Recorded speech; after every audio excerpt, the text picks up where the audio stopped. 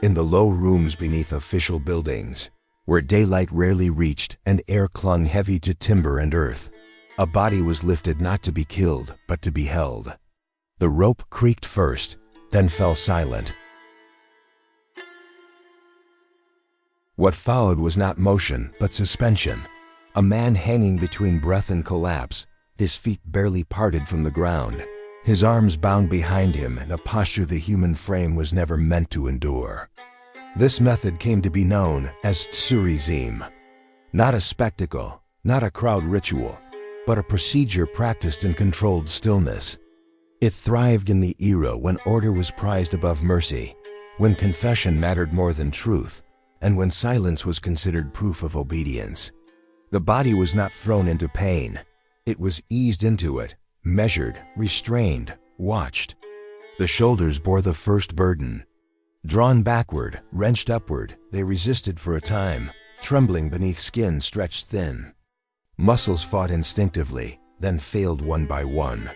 The joints followed, loosening with a sound rarely heard above breathing. Each breath shortened as the chest pulled open unnaturally, lungs laboring against posture rather than effort.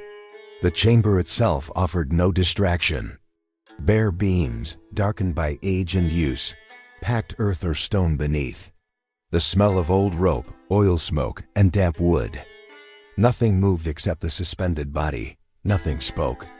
Even the attendants learned to place their feet softly, as if noise itself might interrupt the process. Records from the Edo period describe this punishment as effective.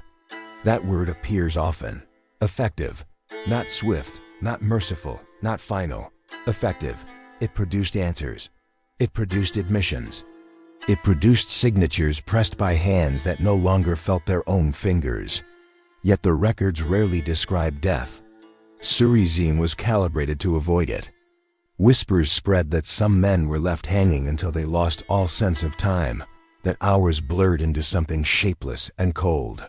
Some claimed the rope was loosened slightly when the body began to fail, then drawn tight again once breath returned. Others said this was exaggeration, the kind of tale prisoners tell each other in the dark to give pain a shape. What cannot be disputed is that the method relied on patience rather than force. The interrogator did not rage, he did not strike. He watched. Authority in this space was quiet, bureaucratic, absolute. The suffering unfolded without instruction. The body knew what to do. It tried to survive. The wrists swelled, circulation faltered. Fingers curled inward, then lost their strength. The shoulders, once proud markers of a man's posture, slipped from their natural place. Pain became something deeper than sensation, a constant pressure that erased thought. Breath rasped shallow, each inhale a small negotiation with gravity. It was said by later chroniclers that some prisoners fainted, only to wake again still suspended. Others claimed that certain men never screamed at all, their voices locked behind clenched teeth until the tongue itself felt distant. Modern scholars caution that such accounts are shaped by memory and fear. But the consistency of the method remains beyond doubt. Japan was not alone in discovering what the human shoulder could endure. Far from these chambers, across oceans and centuries, European courts used a punishment that relied on the same cruel anatomy. In stone prisons beneath cathedrals and town halls, bodies were lifted by arms bound behind the back, sometimes dropped, sometimes held. Different language, different walls. The same silent realization that the body breaks predictably when suspended this way. No record suggests these worlds ever compared notes. No envoy carried diagrams of pain. And yet the resemblance lingers like an unspoken confession of shared understanding. Power, wherever it settles, studies the body carefully. In Tsuri Zeme, the feet sometimes brush the ground. This detail appears often. The man was not fully lifted. He could almost stand, almost. The illusion of relief sharpened the torment. Muscles strained uselessly, searching for leverage that never came. The ground existed only as mockery. According to palace servants, certain interrogation halls were built with beams at precise heights, calculated for this purpose. Some dismissed this as rumor. arguing that such specificity belonged more to later imagination than to documented practice. Still, surviving structures show beams worn smooth by rope, positioned low enough to suggest intention. The body temperature dropped. Sweat cooled on skin. The spine arched under its own weight. Vertebrae pressed together unnaturally. Blood drained from the arms, pooled elsewhere. The heart labored unevenly, its rhythm no longer reliable. Consciousness narrowed, not into darkness, but into a thin tunnel of sensation. Time lost meaning here. Without windows or bells, hours could stretch endlessly or vanish in an instant.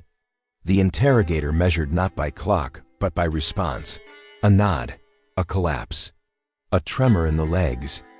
When the body gave signs of permanent failure, the rope might be lowered, not out of kindness, out of preservation. There are accounts of men who survived Tsuri Zeme only to find their arms useless afterward, hanging slack at their sides, nerves destroyed. They lived, but their bodies remembered. In a society that valued physical discipline and control, such survival carried its own punishment. Some believed that enduring Tsuri Zeme without confession marked a man as cursed or possessed. Others thought it proof of extraordinary resolve. Superstition gathered around the method. It was said that spirits lingered in the beams, that certain rooms felt colder no matter the season. These beliefs were never confirmed, but they endured. What remains clear is that Tsuri Zeme was never about spectacle. It belonged to a system that prized order, hierarchy, and obedience. Pain was a tool, not a message to the masses. The suffering happened out of sight, recorded only in ledgers and in bodies that never fully healed. When the rope was finally loosened, the descent was no relief. Blood rushed back into deadened limbs, igniting fresh agony. Some men collapsed immediately. Others tried to stand and failed. Attendants learned to step back quickly. A falling body was no one's responsibility. In later years, as methods changed and laws shifted, Tsuri Zeme faded from official use. It survived in memory, in fragments of writing, in the way shoulders were examined during trials.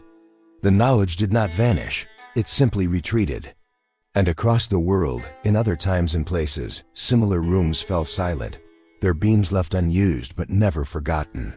The ropes were stored away. The walls remained. The body, unchanged across cultures, waited patiently for power to remember what it could do. In the end, Tsuri Zeme leaves no monument, no execution ground, no public marker.